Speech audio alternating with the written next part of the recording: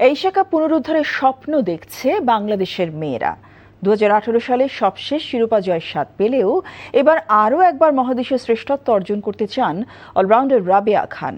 মঙ্গলবার থেকে শুরু হওয়া স্কিল ক্যাম্পে ব্যাটিংয়েই বেশি মনোযোগ দিয়েছেন ক্রিকেটাররা।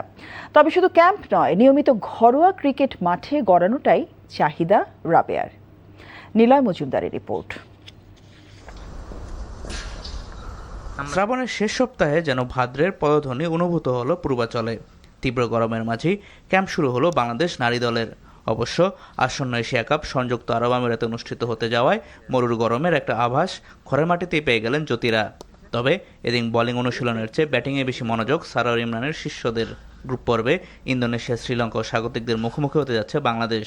যদিও রাবেয়াদের মূল লক্ষ্য শিরোপা জয়। প্রত্যাশা তো অবশ্যই চ্যাম্পিয়ন হওয়ার জন্য আমরা যাব। গ্রুপে যারা আছে, যারাই পড়ুক না কেন, তাদের সাথে আমাদের খেলেই আমাদের চ্যাম্পিয়ন হতে হবে। সো আমরা ওইভাবেই প্রিপারেশন নিচ্ছি এবং শ্রীলঙ্কা যেহেতু আছে, ওরাও আমাদের মতোই। সো আমরা চেষ্টা করবো আমাদের কনফিডেন্টলি যাওয়ার জন্য এবং আমরা আশা করি যে ইনশাল্লাহ ফাইনালটা চেষ্টা করবো। ইনশাল্লাহ যেহেতু আমরা আশা নিয়ে যাবো ফাইনাল খেলার। গত বছরের নভেম্বরে নারীদের জাতীয় ক্রিকেট লিগ আয়োজিত হওয়ার পর আর মাঠে গড়ায়নি কোনো টুর্নামেন্ট।